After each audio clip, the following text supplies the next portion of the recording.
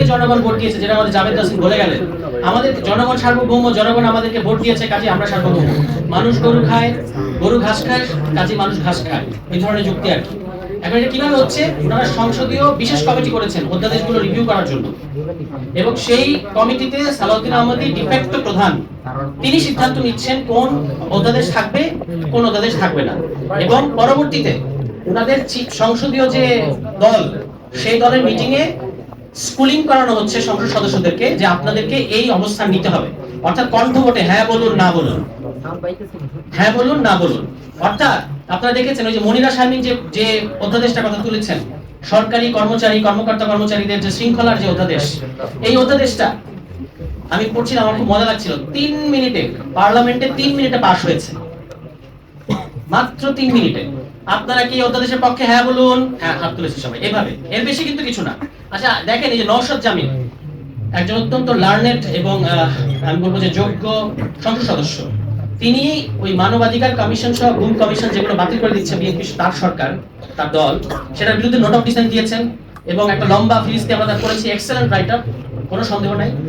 আমি আপনাদের কাছে সামনে আমরা আপনাদেরকে সাক্ষী রেখে প্রশ্ন করছি, এই একই নওশাদ জামিল দলের সিদ্ধান্তের বিরুদ্ধে পার্লামেন্টে না বলতে পারবেন কিনা? পারবেন না, কারণ আর্টিকেল 70। উনি ওই সংসদীয় কমিটিতে না বলছেন, মানে নোট অফ ডিসেন্ট দিয়েছেন, কিন্তু তিনি কিন্তু সংসদের ভেতরে নোট অফ ডিসেন্ট দিতে পারবেন না। উনার ইচ্ছার বিরুদ্ধে উনাকে হাত তুলতে হবে যে হ্যাঁ আমি দলের সিদ্ধান্তের পক্ষে আছি, দল যেটাকে না বাতিল করতে বলবে বাতিল করব, দল যেটাকে রাখতে বলবে সেটা রাখবো। এটাই হচ্ছে আমাদের সো-কল্ড সংসদীয় সার্বভৌমত্ব, যেটা আসলে এক ব্যক্তির স্বৈরতন্ত্র ছাড়া আর কিছু না। এখন সে এক ব্যক্তিটাকে নিন্দুকেরা, আমার কথা না, নিন্দুকেরা নানা ধরনের গুঞ্জন করতেছে যে সে এক ব্যক্তিটাকে, আমরা অবশ্য সংসদে শুনি বিএনপি পার্লামেন্টারি ডেমোক্রেসি অনেক ভালো বুঝে, আমরা বুঝি না, এরকম একটা কথা তাদের দিক থেকে আমরা খুব শুনতে পাই।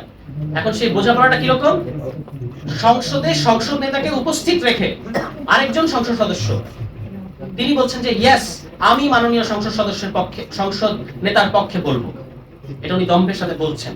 এই রকম একটা নজিরবিহীন দৃষ্টান্ত বাংলাদেশের পার্লামেন্টারি ডেমোক্রেসির ইতিহাসে আর কখনো আছে কিনা আমার ধারণা নাই, যে সংসদ নেতা উপস্থিত থাকা অবস্থায় সংসদ নেতার পক্ষে আরেকজন বলেন, এবং ভঙ্গিটা এরকম যে আমি সংসদ নেতার পক্ষে বলবো, এরপর যদি সংসদ নেতার বলতে মন চায় বলবে, এভাবেই কিন্তু বলেছে। তো এইরকম একটা পার্লামেন্টারি ডেমোক্রেসি বিএনপি আমাদেরকে উপহার দিচ্ছে, আমরা বিএনপিকে অত্যন্ত ধন্যবাদ জানাতে চাই। আলোচনাটা এসেছে যে বিএনপির কিন্তু একটা ব্যারাম আছে, বিরাট ব্যারাম। আওয়ামী লীগ যে আওয়ামী লীগ হয়ে উঠলো, এরকম একটা দানব ফ্যাসিবাদী হয়ে উঠলো, এটা নানা ধরনের ব্যাখ্যা বিশ্লেষণ মানে গত 15-17 বছর ধরে হয়ে আসছে। এটা একটা কথা কিন্তু আমরা বলি না, সেটা হচ্ছে আওয়ামী লীগকে আওয়ামী লীগ করেছে আসলে বিএনপি। এই কথাটা স্পষ্ট হয়ে বলতে হবে যে আওয়ামী লীগ যে আওয়ামী লীগ এরকম একটা দানব হয়ে উঠতে পারলো, এটা আসলে বিএনপির কারণে। কেন? কারণ আওয়ামী লীগ হচ্ছে একটা সফল বিএনপি, আর বিএনপি হচ্ছে একটা ব্যর্থ আওয়ামী লীগ। কিভাবে আমি একটু ব্যাখ্যা করি। আওয়ামী লীগ কেন সফল বিএনপি? কারণ বিএনপি যে রাস্তাগুলো দেখিয়েছে 96 সালে, 2006 সালে, সেগুলোই কিন্তু আওয়ামী লীগ করেছে, মানে যেটা বিএনপি রাস্তা দেখে বিএনপি করতে পারে নাই। যেমন ধরেন 96 সালে তারা দলীয় সরকার অধীনে নির্বাচন করলো, 12 দিন টিকতে পারলো না। 2006 সালের ওই যে বিচারপতির বয়স বাড়ানো নিয়ে তত্ত্বাবধায়ক সরকার ম্যানিপুলেশন করা, সেটাও লগি বৈচা ডেকে আনলো বাংলাদেশে, এবং আওয়ামী লীগের 17 বছর ফ্যাসিবাদ ডেকে আনলো। মানে বিএনপি ক্ষমতাটা কুক্ষিগত করতে চায় কিন্তু পারে না। আর আওয়ামী লীগ ওই দেখানো রাস্তায়, ওই যে আওয়ামী লীগ 2008 সালে ক্ষমতায় এসে ঠিকই তত্ত্বাবধায়ক বাতিল করে দিল, আউটরাইট বাতিল করে দিল, কোনো সমস্যা নেই আওয়ামী লীগের। সারা দেশের মানে তখন সিভিল সোসাইটি তাকে সমর্থন জানিয়েছে। ফলে এই কারণে আমি বলছি যে আওয়ামী লীগ হচ্ছে একটি সফল বিএনপি। এখন ওই সফল বিএনপির পরিণতি কিন্তু খুব খারাপ হয়েছে, আর ব্যর্থ আওয়ামী লীগকে এটা মনে রাখতে হবে, মানে ব্যর্থ আওয়ামী লীগ মানে বিএনপিকে এটা মনে রাখতে হবে যে পরিণতি ভালো হয়নি। আর ফাহিম মাস্টার ভাই যে কথাটা বলে গেছে, এটাই আসলে আসল মতলব। যে অধ্যাদেশগুলো তারা বাতিল করে দিচ্ছে, এর পেছনে আসল মতলব হচ্ছে 2030 সালের নির্বাচন, তারা আবারও ওই ক্ষমতা হস্তান্তরের মুহূর্তে একটা বড়সড় ঝামেলা পাকাবে, এটাই হচ্ছে বিএনপির পরিকল্পনা। এবং সেজন্যই তারা এখন রাস্তা ক্লিয়ার করছে। যে অধ্যাদেশগুলো ইতিমধ্যে তারা বাতিল করেছে, বাংলাদেশের এই পুরো সংস্কার, পলিটিক্যাল সংস্কারের 40% ইতিমধ্যেই কবর রচিত হয়ে গেছে বিএনপির কারণে। মানে ওই যে মানবাধিকার অধ্যাদেশ, এটা কিন্তু এই যে গুম, দুদক, তারপরে আপনার জুলাই দায় মুক্তির অধ্যাদেশ, এগুলো সবগুলো মাদারলো। মানে মানবাধিকার অধ্যাদেশ যদি না থাকে, এগুলো একটা থাকবে না। জুলাই অধ্যাদেশ নিয়ে আপনাদের একটা কথা বলি, আমরা বিএনপিকে সাধুবাদ জানিয়েছি, অনেকে খুশি হয়েছে বা অনেকে আসলে হয়তো স্বস্তি পেয়েছে যে জুলাই দায় মুক্তিটা অন্তত বিএনপি দিয়েছে। কিন্তু সেখানেও তারা একটা খুবই সূক্ষ্ম মানে ঝামেলা করে রেখেছে। সেটা কি? ওখানে জুলাই দায় মুক্তির অধ্যাদেশে বলা আছে যে পুলিশের সাথে জুলাই মাসে যে এনকাউন্টার, সেটা আসলে দুই ভাবে বিভক্ত, একটা হচ্ছে রাজনৈতিক প্রতিরোধ এবং আরেকটা হচ্ছে সাধারণ ফৌজদারি অপরাধ। যদি মানবাধিকারের নতুন অধ্যাদেশটা পাশ হতো, তাহলে কোনটা সাধারণ অপরাধ আর কোনটা রাজনৈতিক প্রতিরোধ এটা ঠিক করতো এই স্বাধীন মানবাধিকার কমিশন। কিন্তু সেই মানবাধিকার অধ্যাদেশটা যখন বাতিল করে দেওয়া হচ্ছে, দ্যাট মিনস হচ্ছে পুরনো 2009 সালের মানবাধিকার আইনটা আবার ফেরত আসছে।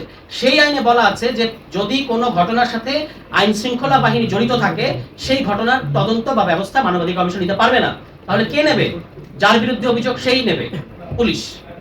অর্থাৎ সামনে যদি রাজনৈতিক বিবেচনায় বিএনপি সরকারের মনে হয় এবং পুলিশের মনে হয় যে তারাই ঠিক করবে কোনটা রাজনৈতিক প্রতিরোধ এবং কোনটা আপনার ওই সাধারণ অপরাধ, ফলে যদি কাউকে তারা নাজেহাল করতে চায় বিরোধী মতকে, এই ধারাটা দিয়ে তারা নাজেহাল করতে পারবে।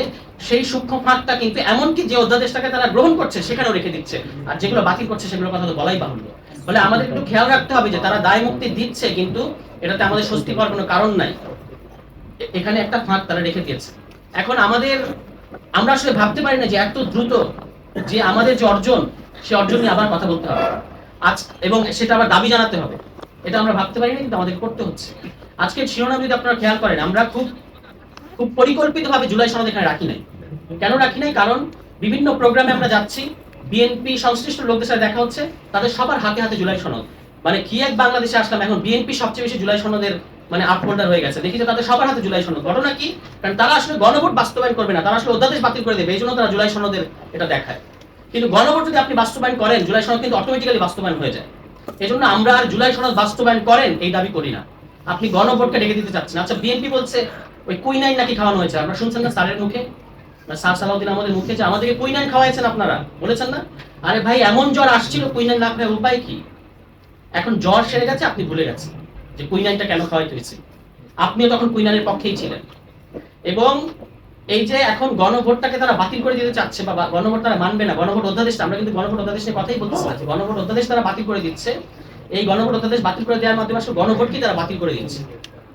এবং জুলাই সনদ এখন তারা বলছে অক্ষর অক্ষর বাস্তবায়ন করবে, কিন্তু ইতিমধ্যেই জুলাই সনদকেও তারা ভায়োলেট করা শুরু করেছে। যার একটা প্রমাণ হচ্ছে সুপ্রিম কোর্ট সচিবালয়।